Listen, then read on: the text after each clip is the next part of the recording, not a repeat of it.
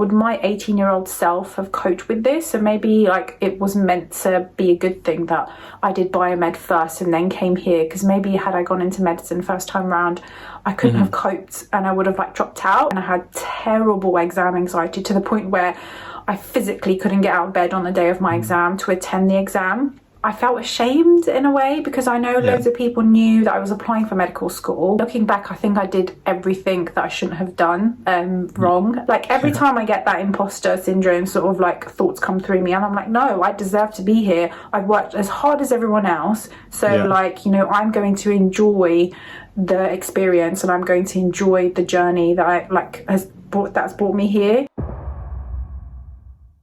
What is going on, guys? My name is Kenji. Welcome back to the channel. I hope it's not the first time you're watching one of my videos, but just in case it is, I'm a final year medical student and a biomedical science graduate studying King's College London. And today I have a really special guest who is Ezgi. Ezgi, do you want to go ahead and tell us a bit about who you are and what you do? Yeah, so my name is Ezgi. I'm a GP trainee, so I'm currently in the second year of my GP training program. And yeah, I graduated from UCL Medical School, and I'm also on YouTube, so my YouTube handle is The Junior Doctor, and so here we are. Nice. And the reason why I really wanted to bring Ezgi on the channel is she has a very unique story into medical school, which I think all of you guys will find really inspiring, and I did as well myself. So, going straight to the business, Ezgi, what was your journey into med school so far, and how did you get to where you are today as a junior doctor? Yeah, so it was really long and hard, full of failures actually. So I'm quite appreciative of like how far I've come. So do you want me to like go into the detail or just kind of like brush over? All the detail, deep detail. Okay, We've got time. So fine, okay. So I went to a secondary school in a sixth form that was like really low performing. It was like the lower at the bottom of the borough in terms of like the league table. And I think it was just me and two other people who were applying for medical school. And so the school wasn't very like clued up on how to do these applications. And basically I applied the first time and I failed to get in, and it was the first year I applied was actually the year the UCAT came out, so it was like fresh, nobody knew what it was about, and I did awfully bad on it. And then so I thought, I've got the grades, you know, why not take a year out and do it again? So that's what I did. I took a year out. I did like volunteering work, I worked in a pharmacy, and I applied again, and I didn't get in. And that was the point where I was fully lost, because I knew I wanted to do medicine and I really didn't know what else to do and where else to channel my like, you know, passion. So I felt really lost. And it was at that point I actually ended up just going into biomedical sciences at UCL. And it was kind of like a little bit depressing at the beginning, because some of the subjects we were doing kind of overlap with the medics, and so I was sat in a lecture theatre and I was like, oh my god, literally this this feels like so depressing, because I'm literally doing the same thing yet I'm not on the degree. But then I met one of my friends who was also like aspiring to apply for medicine as well, post biomed.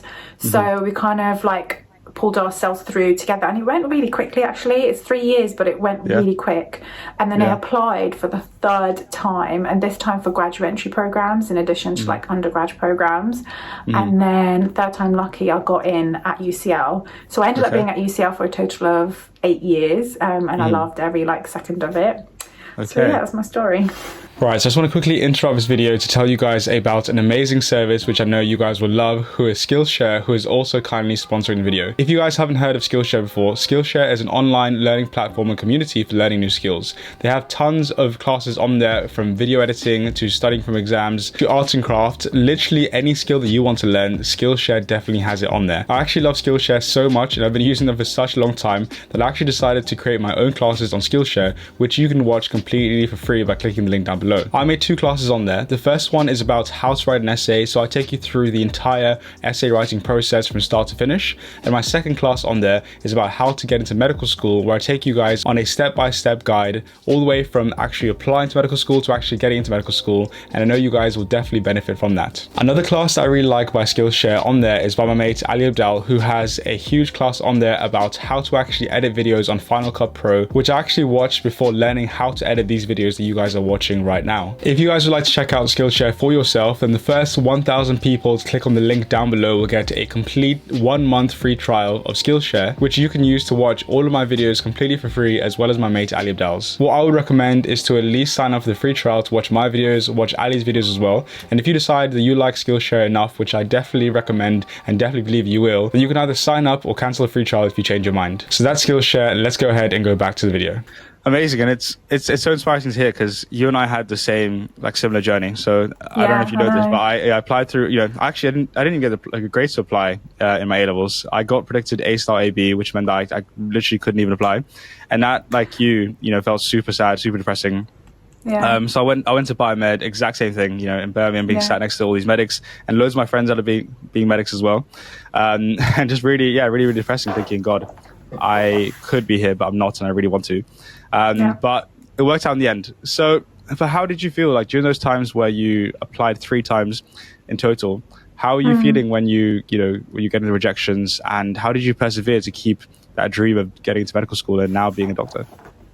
Yeah, so it was hard. So I think it's easier to look back and talk in hindsight about those days, but I can it was very upsetting. I felt lost. Like I said, I didn't know where to channel my passion, and also I felt ashamed in a way, because I know loads of people knew that I was applying for medical school. So having been rejected, I just felt embarrassed to say that I'd applied, I'd gone through, because it is quite a laborious process, isn't it? The personal statement, the entrance exams, all the work experience, volunteering you have to do, you have to commit quite a bit of time to it. And then having gone through that twice and then failing to get in, I just felt really ashamed. So that was my lowest point before starting biomedical sciences, but I knew I had to do something. I knew I had to continue, and I knew that doing biomed, at least there was going to be another option. And so but then I always had a plan B. That's kind of what got me through. So I always said to myself, if medicine didn't happen again, what am I going to do? So then I thought I'd go into teaching, which was something I'm also really passionate about. So having that plan B kind of got me through, because I thought, okay, well, if I don't get into medicine again, at least I'm not going to be lost. I've got something to kind of focus my efforts on. So that was my plan B, and that kind of gave me some reassurance and kept me calm. So that when I went through the process again, I knew that, it doesn't matter anymore. If I get rejected the 3rd time, I've got something I want to do now. So I think it's always about having that plan B, in my opinion, because otherwise you're just going to feel completely lost. Yeah, that's such a good idea. And I think a plan B, definitely at times where you're struggling, you find it really difficult and you're not entirely sure what your future will be like, having plan B is kind of nice, because it gives you the hope that if you don't get in, it's not the end of the world, and the world doesn't stop there. There is something else you can enjoy and be happy with, and hopefully use that plan B in the time being until you eventually get in towards the end. And I really like how you're so open and you speak so openly about your failures and how you felt, because I definitely felt embarrassed, and I think a lot of people can be scared to admit it and don't even know that that's an okay feeling to have. Being rejected is not the easiest thing, and applying 3 times is not the easiest thing either. So I really like how you spoke about that very, very openly. Speaking a bit more specifically about the application, so what do you think was the reason why you had to apply 3 times, and what do you think maybe people should avoid in the application if possible? So looking back, I think I did everything that I shouldn't have done wrong. So now I can look back and I know exactly what it was. So the first thing was, for me, is not to underestimate the entrance exam, to actually kind of, it was difficult to kind of prepare for it in the midst of all the A-level kind of stuff going on. Even final year with biomed, it was difficult, but I kind of underestimated how much time I had to sort of spare to prepare for it. I thought, a few other people had gone in and done the UCAT before me, a few days before, so I thought, oh, they've got a good grade, I'll be fine, kind of thing.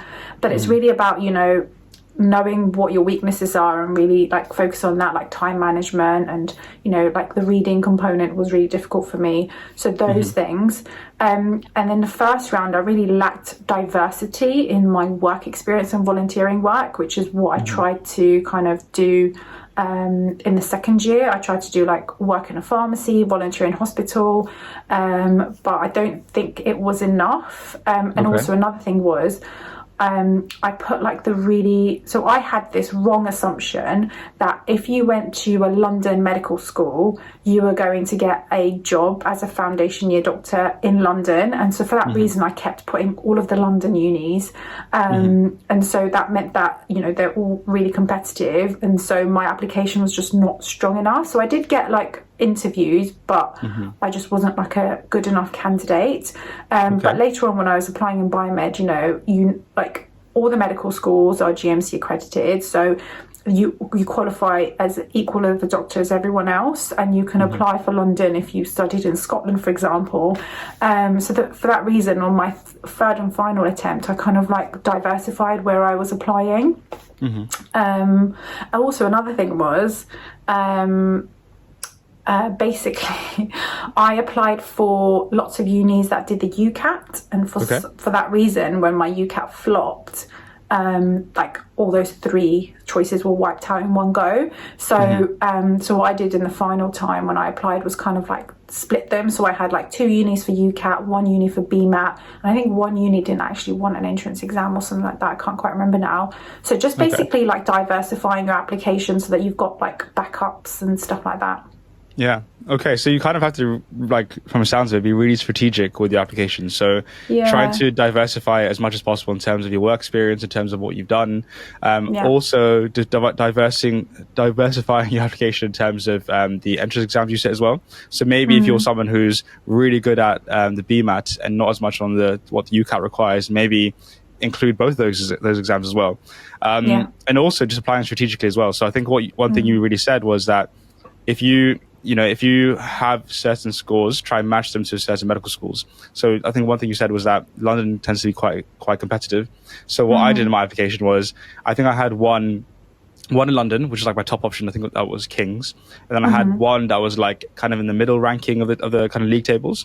And then like 1 or 2 at the bottom as well. So I had like a bit of a backup as well as my top option as well. And I think that's quite important as well. What do you think about that? Yeah, no, definitely, because like I said, it doesn't matter which medical school you go to, you're going to graduate as equal of the doctor as everyone else. So yeah, you have to be just strategic with all the rankings and just go for it like that. I think I was quite scared of like moving out from home, like in terms of renting somewhere and that kind of stuff. It was all like a mixture of emotions at the time. Okay. But, yeah. Are you from London as well? Yeah, so I live in North London, so I want to stay in London and work in London. So obviously that got me into quite a bit of trouble. No, I feel you as well. I think moving away is I think that a lot of people struggle with, especially people who are like 18 going to university for the first time. But I think I was so desperate to get into medical school. If I got an offer from like the University of Somalia, I would have like just moved to Somalia. Honestly, like I really wanted to get like I really get that desperation. Literally, like I was one of those people who were looking up like universities in European countries, and I really would have considered going had I not got in the second time, the third time. Yeah, same. And I think, if you're watching and you want to look into universities abroad, I also have a video on there as well, which I'll link up here somewhere about going abroad. Yeah, because that's like becoming quite a strong option now for everyone. Definitely. And I think if I didn't get into medicine probably 1 or 2 more times, I think I probably would like found a med school in like Ibiza or something and enjoy the sun in Marbella or somewhere. Yeah. Cool. All right. So those are the things that you kind of had to overcome, the things that you kind of recommend people to do and to avoid. Let's move on to the positive things. So how is being a GP so far? And do you think it's all been, worth it to get to where you are in terms of being a GP? Yeah, so it's funny because I'm on GP training, but I haven't actually had a GP rotation yet since the beginning of my training. I did one like 4-month rotation when I was an F2, and I've just had like hospital rotations back to back, and then I went on mat leave, came back, etc. So I'm actually like really looking forward to moving on to GP in February. But in terms of the training program, it's very different to all the other specialties. So I'm really like glad that this is the path I've chosen, and I've like made such good friends. So yeah. What specialties have you done so far? So psychiatry is one of them, I think. Yeah, so I'm currently on psychiatry. I did one on obstetrics and gynecology, which was great. And then I formed really good friendships with them, and then delivered on the same like ward I was working on. And then what else? And then I did medicine, so I was on respiratory, but then I was meant to be on geriatrics as well, which is like old age medicine, but then the pandemic hit and I was pregnant, so I had to shield and work remotely. So it ended up being like this weird working situation where, because our hospital has electronic notes, I was like actually able to like do a ward round virtually, so my colleagues were like actually physically seeing the patients and then doing the ward round entry, and then I would like do the jobs, do the discharge summaries, call families and update them. So I just tried to like keep as involved as I can, because I didn't want to like go home and like shield and that kind of stuff. I really wanted to like be productive. Yeah, that's so cool. And like, it's so cool that technology allows you to do stuff like that, and also like what we're doing now, like to meet for the first time and record a video. So technology is really cool. Okay, and one question I often get asked is, do you think doing biomed and also, you know, having, you know, failed, quote unquote, failed to get into medical school a couple of times, do you think that's contributed to who you are today as a doctor? And does it help you at all in your day-to-day life? Yeah, 100%. It's made me so comfortable with failure. Like, I'm just like, every time something goes wrong, I'm just like, okay, it'll be fine. I mean, I'll work at it again. And I'm also a believer of this thing where it's like, if it's meant to happen, it happens, kind of thing. So I kind of just like let things go. So I'm like, you know, I put in the effort, I've done what I can, and if it's meant to happen, it's happened, kind of like feeling. When I look back, and I know, because med school is tough, like adapting to, especially if you're moving out, adapting to like university life, independent learning, medicine, the course can be quite intense. There's a lot to learn. So I don't feel like the actual information, like the learning, is hard. I feel like it's the volume of knowledge that you need to learn is hard. I agree. So like thinking back, I was like, would my 18-year-old self have coped with this? So maybe like it was meant to be a good thing that I did biomed first and then came here, because maybe had I gone into medicine first time round, I couldn't have coped and I would have like dropped out, because in like second year of medical school, I actually went through like a really bad patch in terms of like my mental health, and that kind of like came about as exam anxiety, and I had terrible exam anxiety to the point where I physically couldn't get out of bed on the day of my exam to attend the exam. I eventually ended up going in and everything was fine, but I recognised that something was wrong. So I got like a session of CBT and that kind of stuff to like get me through. So it is like quite emotionally intense. So I feel like I was more like emotionally mature at that point to kind of cope and deal with that. So definitely I feel as though all those failures and all those experiences and everything that I went through like have really allowed me to like be the person I am today. So if I know going through that in hindsight was really just crap and hard, but I'm kind of appreciative that I did go through that, if that's what makes sense. Definitely. And like you saying that means like it's such a cool story to hear. And I think with any person in the whole entire world, like me and you included, who you are as a person and your personality and all the cool stories you have to tell is really because you failed. You know, if you and I kind of sat here discussing all our like everything we succeeded at and like all of this money we gained and all this like random stuff, I don't think it'd be that interesting. But to hear your story about how you know struggled, how you failed to get into med school so many times, really makes you who you are and really changes you as a person. And I completely agree. I think one of the key things that I learned in that whole entire process for me was resilience. And like you said, it's so key in med school because you have so many exams. There's probably like 100 exams throughout med school. There's so many points outside of exams as well that you can really struggle with, you know, and, you know, struggling with your mental health as well. That's something that is so common in med school. So resilience is such a key thing, as well as like being a doctor. Obviously, I'm not a doctor yet, but I can imagine being a doctor like on call when you have all of these things going on and you have your consultant like shout at you because you made a mistake and, you know, getting grilled all the time. I'm sure resilience as well is so key. And how did that, so going on to that point, how did that transition on to when you started work as a doctor? How did those failures and resilience apply to you as a doctor in your job? So it's actually weird because I don't know, it's because of the experiences I ended up going through. I like apparently, so from the outside I look like really laid back, like if there's like an emergency going on in the ward, I'm like, okay guys, like let's go through, you know, Dr. ABCD, let's just sort this out. And so many people came up to me and they were like, you're a graduate, aren't you, like graduate medic? And I was like, yeah, how do you know? She was like, graduate medics are always like this. They're just so laid back and chilled, and they're just less panicky when it comes to like dealing with stressful situations on the ward. So you're in luck. You're going to be that that person when you finally graduate and you work as a doctor. So it's quite cool. Like, I feel like, yeah, it has really like developed my stress management and yeah, like I feel like it has made me a different doctor. I'm able to handle those situations a bit better, and because I'm a little bit older as well than everyone else, I kind of feel like, you know, I don't take so much crap from like people that are higher, because for example you might work with like an SHO or a registrar and actually they're the same age as you, so it's like, well, hold on, just because I'm hierarchically lower than you doesn't mean you can like treat me bad. So it kind of gives you that edge a little bit as well. So, yeah. That's so true. That's entirely true. And I can't wait to be on the ward and have someone shout at me and be like, hey, listen, I'm 25 years old, okay? I'm 25 years old, the same age as you, so don't give me that. Yeah, exactly. Which brings me on to my kind of next question I have for you. So obviously in a couple of months' time, I'm going to be an F1 as well. So starting my first year as junior doctor. What sorts of tips, other than sticking up for myself, do you have for me in being a good doctor, being a good F1? So I'm just thinking about like my F1 experience. So I always get asked, like, should I read up on anything? Should I do anything? Should I brush up on any of my skills? And I always say no, because being on the job is what actually, like, where you get most of the learning. So my biggest, like, tips would be to download all of the important, like, apps that you need, which I can tell you, like, now or later if you want. And then also, like, the things that you really need to be good on is, like, assessing an unwell patient. That is the only time you need to be on the ball, and you need to do well. Like, otherwise you've got senior support around you for everything else, so you can kind of just ask them, rely on them, and it's fine. But sometimes, you know, if you're on call, you get bleeped, there's like an unwell patient, you always have to go back to the basics of like doctor A, B, C, D, E, and just assess the patient. Okay. One thing I did loads and I don't regret doing is literally just, like, I know everyone says this and it's like such cliche, but ask for help.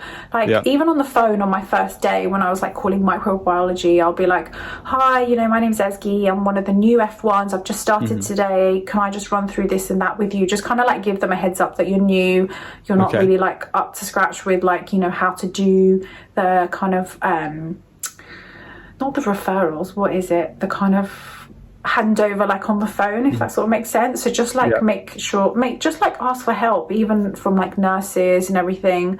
What else? It's all kind of the basics. Or one thing I didn't do, which I should have done, is the social side of F1 is so amazing. So like there was loads of people like going out to the pub after work on a Friday or something, and I'd always be like, oh, you know, I'm tired, I've been on call, and you just want to go home. But like thinking back, I should have gone out with, like, especially now with the toddler, I'm like, oh my god, why didn't I go out on every single opportunity that I had? So like, really like make use of those friendships, because you'll have those friendships for like the rest of your career probably. Really? Okay, so it's not something that you just like, you're friends for 4 months or 6 months, we want you next rotation, you never see them again. Well, if you want to be, if that's what you want to do, you definitely can do that. But no, like if you really like find, you know, like a group, like we have like so I started on surgery and there was 9 of us, and so it was like a great social specialty to start on, and we still sort of like keep in touch today. Like we go to each other's weddings, and like we've got our WhatsApp group still that we kind of like update each other. So it's quite cool, and then you can like see what other people are doing, and you know they've like, cause another thing in the future when they become like cardiology regs, anaesthetics, and you've got all those like contacts as well. That's true. If you need like a free surgery, you can hit someone up. No, it's NHS is free anyways, but okay, that's good to know actually. It's good to know, because I quite like socializing people in like final year, and I love how in med school, I don't know if you had this, but at least in King's, we move around so often and we live with different people, and it's just been like such a long like experience of socializing, which is so good. So it's really good to hear that will happen. And also I wanted to, last thing, thank you so much for that advice, but one thing I kind of was thinking about is imposter syndrome, and I get this a lot. I get a lot of questions on this of, you know, what is it? How do you deal with it? Does it ever go away? Like, you're obviously like 3 or 4 years into your career as a doctor now. Is it something that's left you, would you say? Because this is something I think I probably will face as an F1. And I'm wondering how you deal with it. So I'll be honest, I get this question a lot as well. Lots of people, whenever I do like a Q&A on Instagram or anything, I get this question all the time. I feel like for me, especially imposter syndrome wasn't there all the time. It kind of like comes and goes. So basically I kind of got it on like the first few days when I was the one who's signing for the scripts. I was the one who was writing a discharge for some reason, signing the bottom for it to go to pharmacy, and I really felt like, wow, like, am I doing this? Do I deserve to be here? And whenever that thought comes into my mind, I stop and I just think about my whole journey into medicine, and I'm like, holy, like, F, like, I've spent so much time and effort to get to this point. I deserve to be here, and I'm here, and I am doing this damn signature. Like, every time I get that imposter syndrome sort of like thoughts come through me, and I'm like, no, I deserve to be here. I've worked as hard as everyone else, so like, you know, I'm going to enjoy the experience, and I'm going to enjoy the journey that I like that's brought me here. So it does definitely come into my mind, but I kind of like push them back.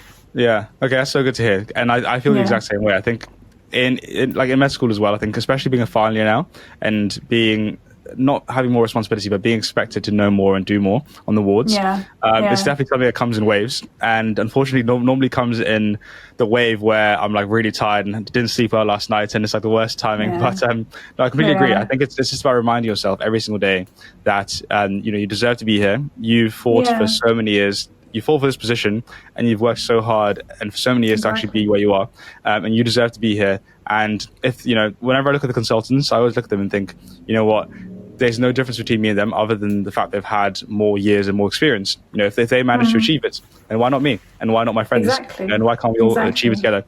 You didn't fluke your way through medical school. So like, you know, you worked hard, you did the revision, you did the studying, you got through like all those failures. So, you know.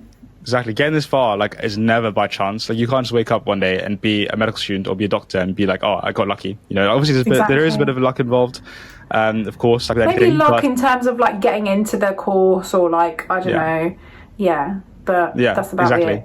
But as a whole, I definitely would say that it's something that's like very intentional. And if you got to where you are, it wasn't by luck, and you deserve to be there. And that's something like I have to tell myself all the time. And it happens to everyone pretty much.